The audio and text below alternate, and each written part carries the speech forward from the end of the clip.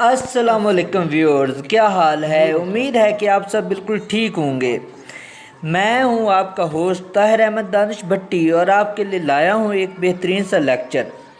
تو آج کا ہمارا ٹاپک ہے داستان کا آغاز و ارتقاء۔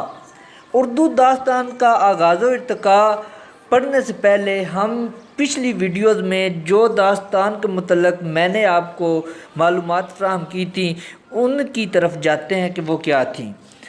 تو داستان کے متعلق ہم نے پڑھا تھا رفیع الدین ہاشمی اپنی کتاب اصناف ادب میں یوں رقم تراز ہوتے ہیں، کہنے کی چیز کو کہانی کہتے ہیں، قصہ کے معنی بھی کہنا اور بیان کرنا کے ہیں۔ داستان کہانی کی سب سے اولین اور قدیم قسم ہے۔ اصطلاح میں داستان وہ قصہ کہانی ہے جس کی بنیاد تخیل، رومان اور فوق الفطرت عناصر پر ہو۔ کہانی کی قسم ہونے کے ناطے سے داستان لکھنے اور پڑھنے سے زیادہ کہنے اور سننے کی چیز ہے۔ اسی لیے شاید عبدالحلیم شرر نے داستان کو فی البدیہہ تصنیف کہا ہے۔ داستان گو کا انداز براہ راست خطاب کا ہوتا ہے، مثلاً وہ ہمیشہ سامعین کو لو سنو وغیرہ کہہ کر مخاطب کرتا ہے۔ تو اب پڑھتے ہیں ہم اجزائے ترکیبی۔ داستان کے اجزائے ترکیبی جو ہیں وہ مندرجہ ذیل ہیں: پلاٹ، تخیل اور رومان کی چاشنی، مافوق الفطرت کردار، مثالی کردار، طوالت اور ضمنی پلاٹ، اخلاقی پہلو، خطیبانہ آہنگ، تہذیب و معاشرت کی عکاسی۔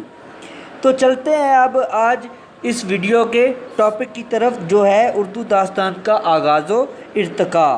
عام طور پر ملا وجہی کی سب رس کو اردو داستانوں کے سلسلے کی پہلی کڑی سمجھا جاتا ہے، مگر نقاد ادب میر حسین عطا تحسین کی نو طرز مرصع کو اردو کی پہلی اور باقاعدہ داستان قرار دیتے ہیں۔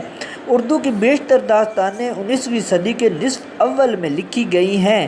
اس دور میں داستان گوئی نے ایک باقاعدہ فن کی شکل اختیار کر لی تھی اور اس ضمن میں دہلی اور لکھنؤ کے بہت سے داستان گوؤں نے بڑی شہرت پائی ہے۔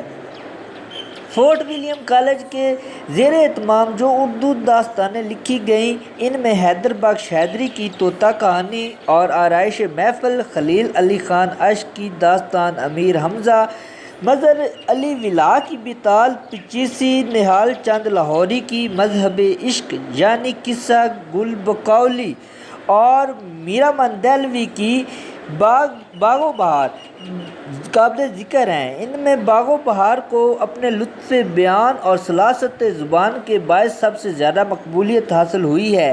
فورٹ ولیم کالج سے باہر جو داستانیں لکھی گئیں ان میں انشاء اللہ خان انشا کی رانی کتی کی، محمد مہجور کی ہفت گلشن، للو لال کی سنگھاسن بتیسی، رجب علی بیگ کی فسانہ عجائب، نیم چند کھتری کی گل صنوبر، منشی عبدالحکیم کی الف لیلہ، خواجہ بدرالدین امان کی بوستان خیال، حسین جاہ کی طلسم ہوش ربا اور جعفر علی شیون کی طلسم حیرت قابل ذکر ہیں۔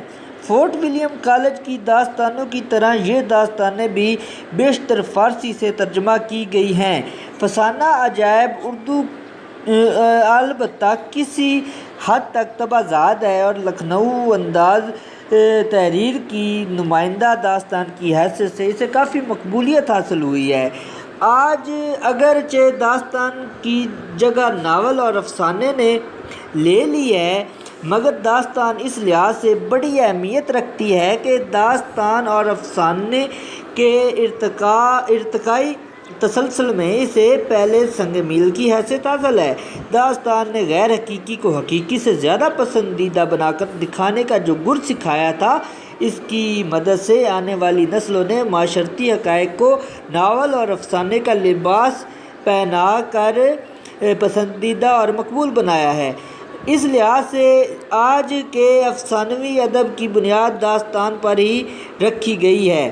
ادبی نقطہ نظر سے دیکھا جائے تو داستانیں قدیم طرز تحریر کے متنوع نمونے پیش کرتی ہیں۔ ان میں زیادہ زبان و بیان کے خوبصورت نمونے ملتے ہیں۔ اردو ادب خصوصاً اردو نثر اور افسانوی ادب کی تاریخ میں داستان کو اہم مقام حاصل ہے۔